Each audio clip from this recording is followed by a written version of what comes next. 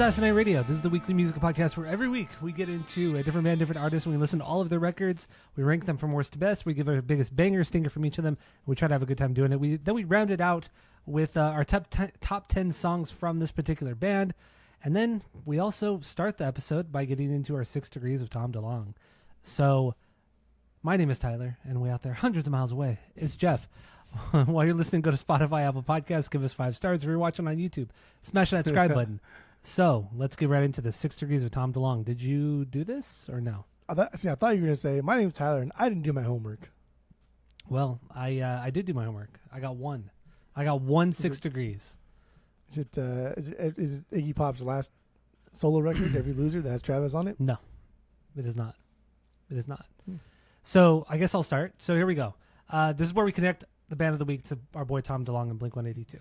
So we start with Iggy Pop. He was featured on a Sum 41 song, which for the life of me, I cannot remember the name of the song, but it's not a very good song.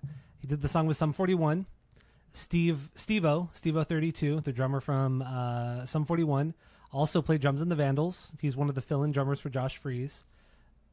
Brooks Wackerman, who was also a fill-in drummer for the Vandals, played on Tom's solo record. Tom DeLonge's solo record. So there you go. 6 degrees right there. Boom. Got him. So what do you got? Go. That was it. Travis Barker put in Iggy's last solo record. Okay. That's fun. That's fun. No. So I say it'd be fun. I did my homework. So obviously we're doing the Stooges today. They've only put out 5 records. They're probably never going to put out another one, and that's okay. That's okay. Iggy Pop puts out enough solo records. So yeah, Stooges, 5 records, biggest banger, biggest stinger from each of them. And so what do you got? Go. Oh, hold on there, dude. Hold on there, Just dude. got out of there. All right, worstest of them is Ready to Die. Ready to Die. The Biggie record. Their 5th record, the last record, 2013. Yeah, 2013. This was hard. This was tough for me to get through. I did not like this at all. It was just like whiny. For someone as influential as like Iggy Pop, there was a lot of fucking whining on this thing. Like Neil Young pulling his shit from Spotify kind of fucking whiner bitchness. Like if he's not singing like he's still trying to be fucking Bowie, he just sings like he's already thrown in the towel like 10 times again. I really, really did not like this at all. My banger was Burn.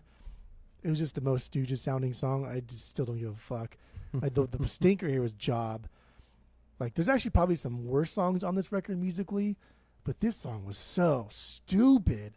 He wrote this because he was complaining about Mitt Romney. Mitt Romney at the time was telling everybody, I'm going to create more jobs so everyone can go to work and everybody can make money and everyone can have a job. And throughout the whole course of the song, Iggy Pop just says, job, job, job, job, job. And it's like, fucking hell, dude. And like in another interview he did, he complained about how like musicians don't make a lot of money, blah, blah. Fuck off. I don't care. Ugh.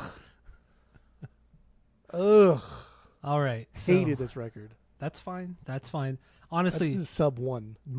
So when we give a rating of one of these records, we have a 3-point rating system where 3 is a perfect album, 2 is a good album you're going to continue to listen to, 1 is a bad album, give it a shot, and 0 is the worst thing you've ever heard. So my number 5 and number 4, honestly, they could be interchangeable. They're both not good. Number 5 for me is The Weirdness, 4th record from 2007. What the fuck? This is when the Ashton brothers got back together with Iggy. This is their grand return. Steve Albini produced this one, and you think with Steve Albini it'd be pretty fucking cool, but I don't. The songs sucked. They're just not very. A lot of the songs are not good. Like Iggy Pop, he's a very distinct voice, and just a lot of the times, man, it just does not work. And on this record, The Weirdness, it really, really doesn't. It's just bad melodies. Singing out of key at times, it sounds like just not fucking good. And I thought the production was very, very slick considering it's Steve Albini. But yeah, I don't care at all for this one. They sound very tired, bored, just going through the motions because this is like almost like the OG lineup back together. That's what it is. I don't like it. This album, I mean, and the 2 last records they put out have like mixed to bad reviews, just straight up. So yeah, banger for me, Free and Freaky. It's catchy, super simple riff, but that's what they do. So So yeah, it's that. This is like the only standout track, honestly, from the last two records. Was Free and Freaky. Stinker, 100%. My Idea, fun. Oh my dude, god, just not good. The melody is You're terrible. crazy. The drums, for a punkman, that's crazy. the drums are so sloppy. Really, the only saving grace is the guitar solo. Like, dude, and there's some good guitar shit on the first three records, but man, dude, he doesn't have the chops at this point. You know, I mean, he died 2 years after this, but He never really did have the chops. It was just he used those not having the chops to work in their favor because of their music. Yeah. But this is like a huge just disappointment. Wow. Not that I had high expectations, but because it was 35 years after their last record, 30 years after the last record. So, yeah, I don't know. The Weirdness, not a good record. Not a good record. I think most would agree. So, what do you got for number 4? I don't agree with anything you just said there. I think Okay. this is, if we're just comparing Ready to Die and The Weirdness, this is far beyond the superior record between the two. Like I would take this 10 times out of 10. And like on paper, this thing sounds like it should fucking slay. Like you said, Steve Albini, Mike Watt on bass, essentially the fucking original lineup here. Like it's like a dream team lineup. And I don't think this record is bad. Had this been released in like the 70s, I think it would have hit a little bit harder. But like as it sits now, it's just like decent nostalgia kind of rock and roll. Except again when he's trying to sing like fucking Bowie and I'll give it to Bowie. Like Bowie essentially saved Iggy Pop's life, but like this shit's fucking annoying and I don't care and I don't like it. There are some stupid fucking songs in this record, and it really is disappointing to hear something just so like really, like yeah, it was like 34 years, bro. Like you could have like got a job, and then that's your career, and then retired in 30 years, and that's how long it took this to release a record. And like that's crazy. But in the meantime, Iggy Pop drops them like they're fucking every other day. Yeah, I know. And I listened to like some of Iggy Pop's stuff, and like none of it really. I listened to the first that much. his first 3 solo records. The 2 he did with Bowie, and then the third one I forgot. It was with William, one of the guys who played the later stage Stooges, John Williamson. I think that's who it was. I listened to his the one people say is his best, the one that's the most popular, and the one people say is the worst. None of them were like, whatever. But so like my stinker is The End of Christianity. This is the sound of this song is what the Stooges hated about music in the 60s. It's goofy, like pop, like the Monkees, and it's a fucking tragedy this song even exists. Like Iggy Pop, and we'll get into it like in the main episode, but like this song is what the Stooges stood against, and here it is on a Stooges record. But the bang is fucking My Idea fun. You're crazy.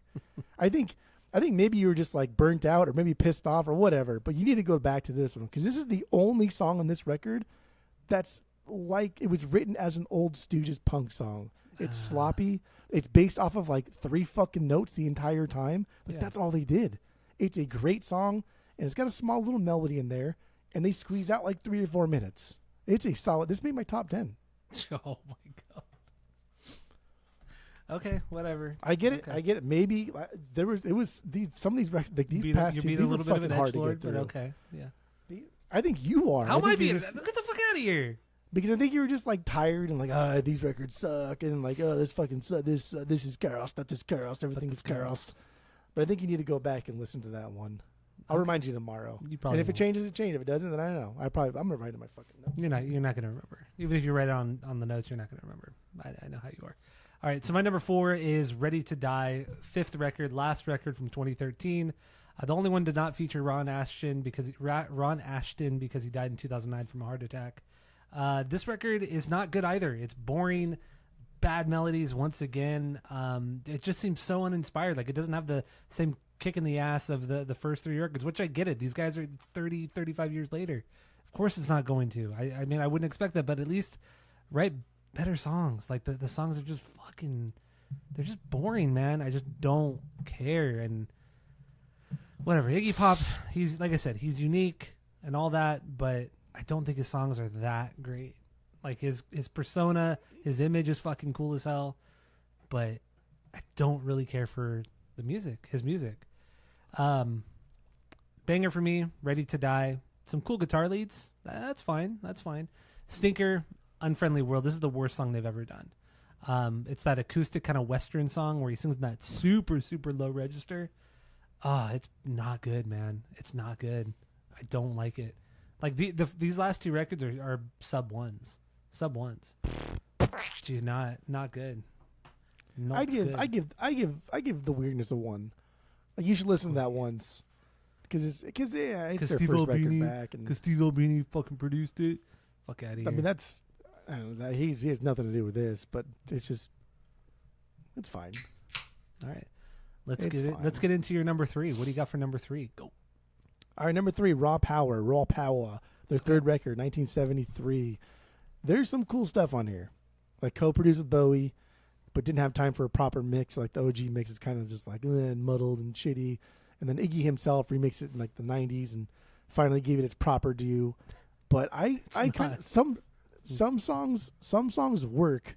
Yeah. Because like on Spotify they do have like 17 different fucking mixes. Yeah, I listened to both mixes. There's like there's mixes that they did. I don't know. Like every record has at least like 3, 4 mixes.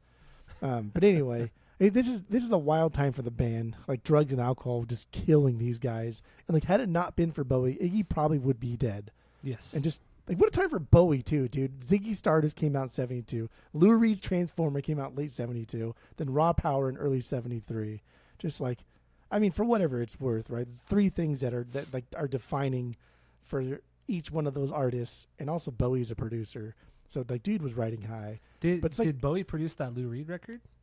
Yeah. Oh, he did. Oh, okay. Co-produced like all that stuff, but okay, yeah, I didn't know that.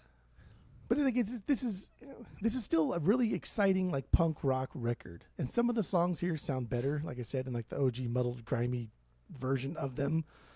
Search and Destroy is my banger, the opener. This is one of them songs I think sounds better when everything's just kind of blown out and muddled and thrown together. It's like unhinged and combative. Yeah. Is what it sounds like. It's fucking good. And then my least favorite song is Penetration. This is the song where he acts all like sexual and says things all sexy like penetration. It's like, dude, that's stupid, bro. Like I want to say like you're too old for that, but I mean he's not. Like this is like 2 years after their first record. I know. 3 years after their They're first still in record. their 20s. Like nothing. Yeah. But this record is pretty wild. I get why people like this, and I get why people would even put this as their number 1. But at some point we got to just say, like, if you like Bowie, then you like the Velvet Underground, you like the Stooges, and you like Sonic Youth, then you like the Pixies. Like, this is all kind of blending into like the art rock. And Raw Power is something I would never get on the vinyl because there's too much art in this shit. I don't really like that. Yeah, I get it. I honestly, I'll get into it on the main episode. My number 3 and number 2 could be pretty. Clapping. I didn't. I just set something down. So my number 3 and number 2 could be pretty interchangeable. So number 3 for me is the Stooges, self-titled first record from 1969. Baby girl. I mean, honestly, I do. I like these records. I like the first 3 records. I think they're a little overrated. Like in like now that music's progressed so much since the 60s. But you know, and I get its influence on so many bands. I know Kurt Cobain said Raw Power is his favorite Stooges record. Okay, whatever. He said a lot of things. But anyway, the Stooges, this first record, it's good. It's really good. But it sounds like Iggy is trying to, or even the band itself, the songs, they're trying to be the Rolling Stones. They're trying to be the Doors, and that's not a bad thing necessarily. It's just they're clearly influenced. They're massively influenced by both of those bands. Except the guitar tone, super, super fuzzed out. I think the guitar tone is fucking killer on this record. It's so good. But the songs themselves, it's just blues rock. It's blues rock, Rolling Stones, Doors. I'm not a big fan of either of those bands. I think they're good and they're also very influential. But I don't go out and fucking listen to either of those bands. I don't have any of their records on vinyl. Like I can respect the band, think they're really good, but not really listen to them. So that's what it is. And this Stooges record, yeah, it's 1969. Come on, they were trying to do something different in like the anti-hippie stuff, and it was interesting hearing Iggy Pop talk about, you know, how much he hated the hippie movement and how it was so clearly just put on by record labels and the government and shit like that. And yet Did you watch the doc? I did. I watched most of it. I just didn't have a chance to finish. Girl. It's like almost 2 hours long. It's like an hour and a half. No, it's like an hour and 45 minutes. It's like an hour and 31 minutes. Well, it's not. Okay, anyway. But So I watched most of it, but yeah. Anyway, the Stooges. It's a good record. I still don't think I get it on vinyl, but I did enjoy the listen. I listened to I listened to the first 3 records twice, and I listened to the album of the week Funhouse 3 times. But yeah. Anyway, this is one like you said. These first 3 records have been remixed multiple times by various people. I only listened to the one mix here, but yeah, Stooges, my number 3 banger. I Want to Be Your Dog. How can you not like that song? It's a banger of a song. So Stinker, we will fall. I actually really did not like this song. It's that 10-minute chant. I get what they were trying to be all artsy and all that kind of shit, but I just did not like it. I did not like it. That weird psychedelia. Something. You like this song?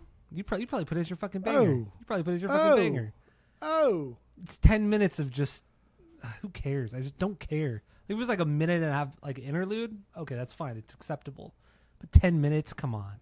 And I get it, that's what they were doing. They were just trying to be annoying and artsy. They were fucking in their early 20s, trying to be different, trying to be cool. You know, whatever. They were kind of the first to do it. Whatever. Who cares? God, I'm irritated. I'm irritated because I know people are gonna get mad. Like, you just don't fucking get it, bro. Like, fuck off. I'm mad. Nobody's even arguing with me yet. I'm mad. Anyway. I know. I just haven't said anything. I know. I'm just yelling at myself. I'm yelling at nothing. So anyway, what's your number 2? Okay. Go. Number 2. What's Ruben doing over there? It looks like he's gonna jump off the couch or something. I think he prepping? wants to jump off. Yeah. Is he too scared to jump off? Yeah, I think he is. I don't know. He could stay. He's What fine. a little pussy. He's fine. Put a little diving board on there so you can do. Anyway, number 2 is the Stooges. The Stooges. Their first record, 69.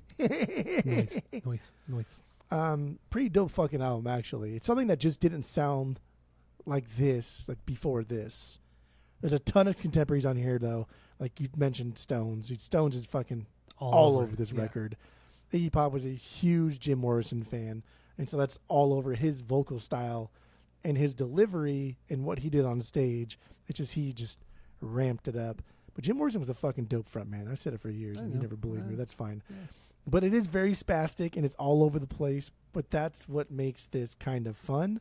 Just uncharted territory, right? Allows for like the most unique and wild ideas. It's classic rock and roll with dirty, filthy, like Motley Crue kind of fucking punk rock sex thrown in there. It's not hard like to compare this to like some of their punker colleagues, like especially in Detroit, which I'm sure we'll talk about later on, because I think they did it better than the Stooges did. But I don't know, you get when you get John Cale coming through and then producing and saying, okay, you should do this, and you only have 5 songs. Okay, let's ramp that up a little bit. Let's extend this part, and just giving his input already from the get-go. The Stooges are becoming art over like sound, even though they do have the sound. They're not the first ones to do the sound, and they didn't perfect the sound. But people think they perfected the sound, which I don't think they did. I just think they just brought a bunch of art into it, and that's what people like a lot. People like Bowie, and people like Velvet Underground. People like Sonic Youth, and all that people fucking like stupid shit. It's all stupid. I can't speak to Bowie because I'm not super familiar with the music. I've only heard a few hits here and there. Same with you. But yeah, Velvet Underground. Velvet Underground. I mean, we listen to all their stuff. I have Ziggy Stardust. Do you really? Yeah, it's a killer fucking album. Okay, I don't know. I've honestly have never listened to Ziggy Stardust. Never have. Ziggy Stardust is fucking good. Ziggy Stardust is good. Man Who Sold the World is good. When you kind of get into that later, when Bowie started like transitioning into more makeup and wilder, bigger ideas, I don't particularly like that, but whatever. Yeah. Okay. Whatever. Okay. Best song, 1969. Like, get the fuck out. This is their best song. Like, good song. This is fucking. It's a good song. This is Hendrix meets Rolling Stones meets this new era of snot-nosed little brat punk. Fucking amazing, unreal song. And that's my least favorite. I feel like this is an easy song. It's slow. It's kind of meh. Takes a little while to pick up there. But dude, the Stooges is pretty fucking good. Pretty good. This is vinyl worthy. How much is it? Oh, I remember looking up the OGs for Funhouse. Dude, it's like $500, and I imagine this is another one. Probably, so much fucking money because all these records back then were like failures. Like they didn't sell anything. They didn't make a lot. Yeah. Especially like Funhouse, they didn't make a lot of that one because this one sucked fucking balls. But the original one of this one, there was a misprint like on the label. Usually it'll say the band name on the label, and then the track listing. There's a misprint where it doesn't say the band name. I think, of course, that's the most sought after one. And like the first collection we ever got, where we got like all the 13th floor elevators, all that Grateful Dead shit. There was 2 copies. There was an original Stooges without the name in there, and there's one with the name. Both original.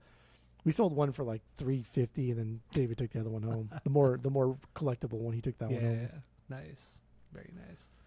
Crazy. Joys of having your own record store. Desert Grooves And Records. then original Funhouse came in too, and we sold that one.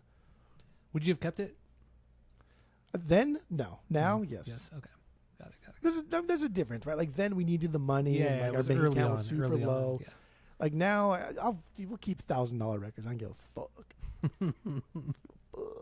All right, so you good? I'm good. Okay. My number 2 is Raw Power. Raw Power, third record from 1973, and this is post breakup, because they'd broken up because Iggy was such a fucking heroin addict and all the other drugs that the other band members were doing, and alcohol involved, and yeah, so they broke up for about a year and a half, I believe. He met Bowie, became very good friends. Bowie convinced him to sign with Clive Davis, and then they put out this record. David, like you said, Bowie produced this one, co-produced it, and mixed this record, and this record was mixed in a day, and that could be a reason why it sounds kind of like shit, because they recorded this shit so fast and they mixed this shit so fast. And then, like you said, Iggy remixed it in 97. And honestly, I think the Bowie mix does sound better than the Iggy one, but whatever. Also, Ron Ashton moved from guitar to bass. John Williamson came in, took over guitar duties, or James Williamson, I'm sorry, came in, took over guitar duties. And this album's aggressive. It's up tempo. It's aggressive. Feels like they have something to prove here. There of course is the artsy stuff thrown in, the more avant-garde stuff thrown in as well, which is fine. It's cool if you're into that stuff. But I could see why this is like one of their most, if not their most influential record they've ever put out. I get it. Like I said, Kurt Cobain said this is his favorite. A lot of bands have said this is their favorite, and I could see how this. I think it was Funhouse that Kurt Cobain liked, and most bands say Funhouse is their favorite. No, record. I think it was Raw Power. I think anybody says Raw Power is their favorite. I think it was Raw Power. But anyway. No, I think you're right, actually, now that I think about it. Yeah, I think it was. Not even Bowie would say this is his favorite. That's true. No, you're right. Funhouse I'm thinking favorite. Funhouse. Sorry. I'm all over the place. I'm not really sorry. But anyway, this is a cool record. I wouldn't get it on vinyl, but it's fun to listen to. This is the first time I've ever listened to it. So, banger, Search and Destroy. I've heard this song before. Honestly, that's why it's that's why I put it as my banger. Stinker, I Need Somebody. Nothing really wrong with this one. It's just this like bluesy thing that just trudges along. It's a little bit slower tempo. Just kind of I had to pick a stinker, so I chose that one. It's not as crazy as the rest of the songs. So, Raw Power, 1973. There you go. Our number 1, obviously, Funhouse, second record from 1970. We are going to get into this record more in depth on the main episode, so don't complain, people out there. We'll get into it. Go listen to the other episode. It comes out at the same time this episode does, so go check it out. Funhouse from the Stooges. Here we go, and that's it. That's all for this episode.